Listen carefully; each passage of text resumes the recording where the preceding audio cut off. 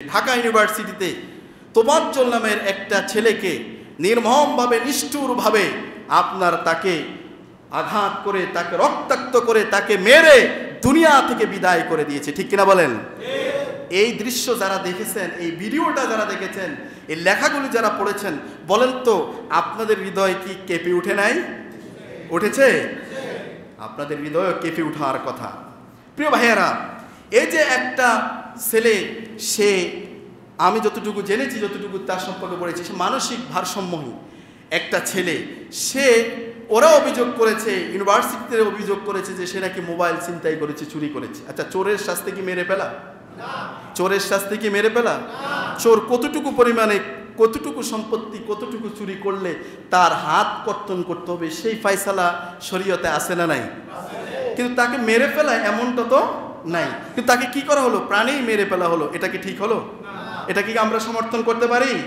কোন রকম বিচার বহির্ভূত হত্যাকাণ্ডকে আমরা সমর্থন করতে পারি? বিগত 17 বছর, 16.5 বছর, 15.5 বছর আমরা যেমন করে বিচার বহির্ভূত হত্যাকাণ্ড, গুম, অপহরণকে যেরকম করে সহ্য করি নাই, মেনে নেই নাই, এখনো যদি কেউ এই বিচার বহির্ভূত হত্যাকাণ্ড করে, আইনকে নিজের হাতে তুলে নেয়, সেটাও আমরা বরদাস্ত করব না। ঠিক কিনা বলেন? আমার প্রিয় ভাইয়েরা, মানুষকে অন্যায়ভাবে হত্যা করে অধিকার দিয়েছে কে? অন্যায়ভাবে কাউকে হত্যা করলে পুরো জাতিকে হত্যা করা শামিল হয়ে যায়। কথা বলেন ঠিক কিনা? আল্লাহ পাক কোরআনুল কারীমে সূরা আল মাইদার 32 নম্বর আয়াতে বললেন, মান ক্বাতালা নাফসান বিগাইরি নাফসিন আও ফাসাদিন ফিল আরদি ফাকান্নামা ক্বাতালান নাস জামিআ। আল্লাহ পাক বললেন, কাউকে অন্যায়ভাবে যদি হত্যার পরিবর্তে হত্যা করা বা পৃথিবীতে বিশৃঙ্খলা সৃষ্টি করার জন্য যদি হত্যা ব্যতিরেকে যে ব্যক্তি কাউকে হত্যা করলো, সেজন্য সব মানুষকেই হত্যা করলো বলে নাউযুবিল্লাহ। আল্লাহ রাব্বুল আলামিন ফাকান্নামা ক্বাতালান নাস জামিআ, যে ব্যক্তি কারো জীবনকে রক্ষা করলো, সেজন্য সব মানুষের জীবন রক্ষা করলো। সুবহানাল্লাহ। এই কথা কার?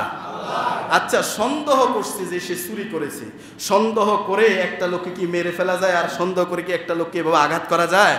ওরা আবার খাবার খাওয়াইছে, দেখছেন না? খাবার খাওয়াই এই লোকটাকে, এই ছেলেটাকে শেষ করে দিল। আহা, শুনেছি সেই ছেলে মাও নাই, বাবাও নাই, ভাই ছিল, ওরাও নাই। এই লোকটা আচ্ছা তো অপরাধ করে, তার উচিত ছিল, ছাত্রদের উচিত ছিল তাকে কি করা? আইনের হাতে সোপর্দ করা। ঠিক কিনা? আইনের হাতে সোপর্দ করে দেওয়া। আইন তাকে সার্চ করবে, তাকে জিজ্ঞাসাবাদ করবে, তার তথ্য নেবে, তারপরে আইন ফয়সালা দেবে।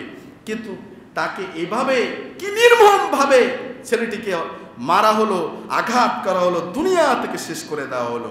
এমন অত্যাচার, এমন নির্যাতনকে আমরা ঘৃণার চোখে দেখাই, আমরা নিন্দা জানাই, আমরা এগুলোকে কখনো সমর্থন করতে পারি না।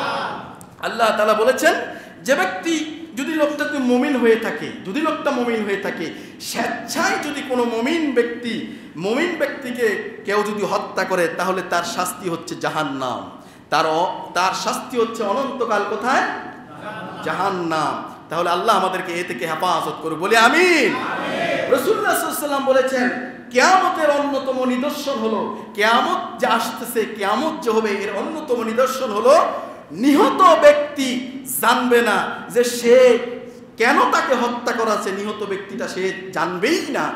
আর খুনি যে খুন করছে, সেও জানবে না যে কেনই বা তাকে, কোন দোষী বা কেনই বা তাকে হত্যা করছে সে। কথা বুঝতেছেন?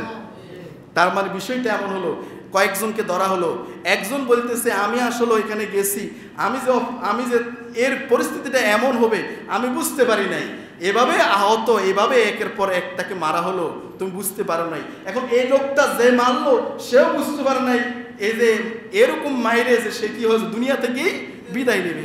আর যারে মারালো সে খাবার খাইতেছে, একটু পরে যে সে মরে যাবে, তারও এটা ধারণা হয় নাই। তাহলে সেও জানে না কি জন্য তাকে মারছে, যারা মারছে তারাও জানে না কেন মারছে। তাহলে কিয়ামত আমাদের অতি সন্নিকটেই এই নির্দেশনা দেয়। কথা বলেন ঠিক কিনা? তোফাজ্জলকে যে হত্যা করা হলো নির্মমভাবে, নিষ্ঠুরভাবে, যারা হত্যা করছে এরা মেধাবী নয়? যারা ঢাকা ইউনিভার্সিটিতে চান্স পায় তারা তো কি? কথা বলেন, তারা তো কি মেধাবী? কিন্তু তারা মেধাবী হয়ে জাতির এত এত উঁচু জায়গায় গিয়ে এমন একটা ইউনিভার্সিটির ছাত্র হয়ে তারা এই কাজ কেন করলো? কারণ তাদের ভিতরে মেধা আছে কিন্তু নৈতিক চরিত্র। কথা বলে, মেধা আছে, নৈতিক চরিত্র। নৈতিক চরিত্র যদি না থাকে তাহলে শুধুমাত্র মেধা দিয়ে আদর্শবান নাগরিক হওয়া যায়, ভালো মানুষ হওয়া যায় না। ভালো মানুষ হতে হলে কোরআন হাদিসের জ্ঞান থাকার দরকার আছে না নাই? ভালো মানুষ হতে হলে নৈতিক চরিত্র, আর নৈতিক চরিত্র অর্জন করার জন্য কোরআন হাদিসের ধর্মীয় শিক্ষা, সুশিক্ষা দরকার আছে না নাই?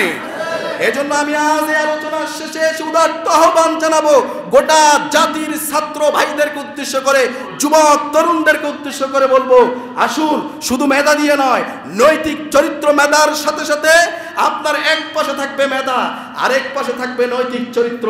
কোরআন হাদিস এই দুইটা, এই ধর্মীয় শিক্ষাকে কাজে লাগিয়ে এই মেধায় মেধাবী হয়ে আপনি আগামী দিনের দেশ, জাতি, মানবতার গঠনে আপনার ভূমিকা পালন করুন। যদি এই নৈতিক চরিত্র যদি হাসিল না করতে পারেন, মেধাবী ঠিকই হবেন, কিন্তু আগামীর কাঙ্ক্ষিত সোনার বাংলাদেশ, নতুন বাংলাদেশ যে নামে বলেন না কেন, সেই বাংলাদেশ গঠন করা সম্ভব হবে?